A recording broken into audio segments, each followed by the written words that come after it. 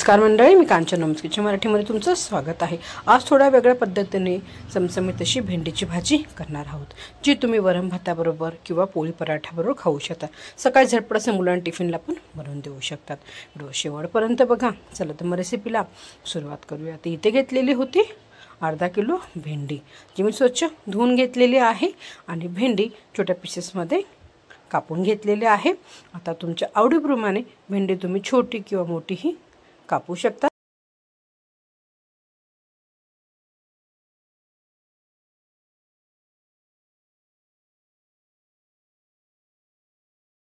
भेंडी जर तुम्हाला सकाळीच बनवायची असेल तर तुम्ही रात्रीच भेंडी अशा प्रकारे कापून ठेवू शकता आणि फ्रीजमध्ये ठेवायची आहे। आता भेंडी कापून झाली की मी भेंडीमध्ये काही मसाले टाकणार आहे।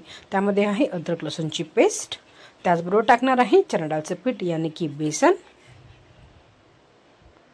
थोडासा गरम मसाला, लाल मिरची पावडर आणि हळदी, धना जिरा पावडर, चवीनुसार मीठ,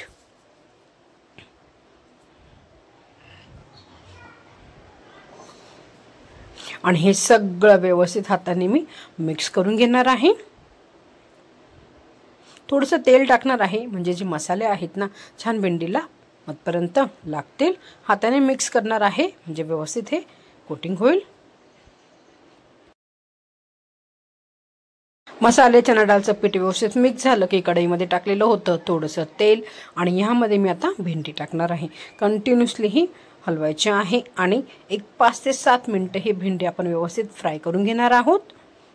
चणा डाळचं पीठ आहे म्हणजे हे कंटिन्यूस हलवायचं आहे, नाही ते पीठ खालून लागू शकतं।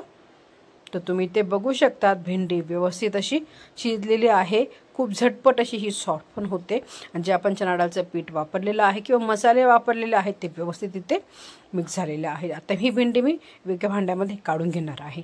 कढईमध्ये टाकलेलं आहे थोडंसं तेल, त्यामध्ये टाकलेलं आहे जिरं, बारीक चिरलेला एक मोठा कांदा आणि कांदा चांगला गोल्डन ब्राऊन होईपर्यंत फ्राय करून घ्यायचा आहे। कांदा पण इथेच आपला छान गोल्डन ब्राऊन झालेला, अशाच प्रकारे गोल्डन ब्राऊन करून घ्यायचा आहे। यामध्ये टाकणार आहे टोमॅटो, इथे घेतले होते 2 टोमॅटो, 4-5 लसणाच्या पाकळ्या, एक छोटा अद्रकचा पीस मिक्सरला ग्राइंड करून घेतलेला आहे। आता हे टोमॅटो प्युरी टाकल्यानंतर टोमॅटो प्युरी मी ही कांद्याबरोबर चांगले शिजवून घेणार आहे। जोपर्यंत साईडने मस्त की तेल सुटत नाही ना तोपर्यंत एक 4 ते 5 मिनिटं आपण हे व्यवस्थित फ्राय करून घ्यायचे। तुम्ही ते बघू शकतात मस्तपैकी साईडने तेल सुटत आहे म्हणजे आपलं टोमॅटोची पेस्ट पण मस्त फ्राय झालेली आहे। त्यामुळे टाकत आहे सुके मसाले, तर लाल मिरची पावडर आहे, धना जिरा पावडर, गरम मसाला, हळद आणि थोडंसं मीठ। ऑलरेडी आपण मसाले ॲड केले होते त्या हिशोबाने कमीच मसाले इथे टाकायचे आहे, नाही तर भाजी तिखट होऊ शकते।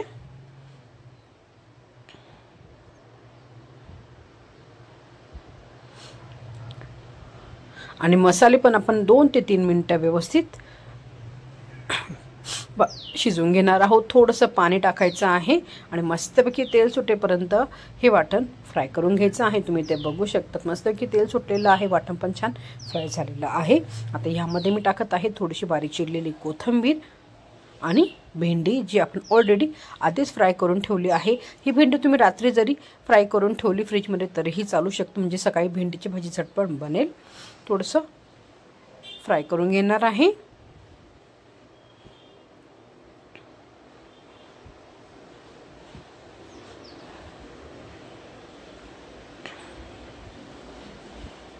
झाकण ठेवून भेंडी मी थोडीशी वाफवून घेतली आहे। तुम्ही इथे बघू शकतात परफेक्ट अशी आपली कोरडी भेंडी इथे रेडी झालेली आहे। चवीला पण थोडीशी वेगळी आणि खाण्यासाठी पण तितकीच टेस्टी बनते। रेसिपी घरी जरूर ट्राय करा। व्हिडिओ कोणत्याही कानाला तर लाईक आणि शेअर जरूर करा आणि माझ्या चॅनलला सबस्क्राईब करायला विसरू नका। नवमीच किचन मराठी बघितल्याबद्दल धन्यवाद।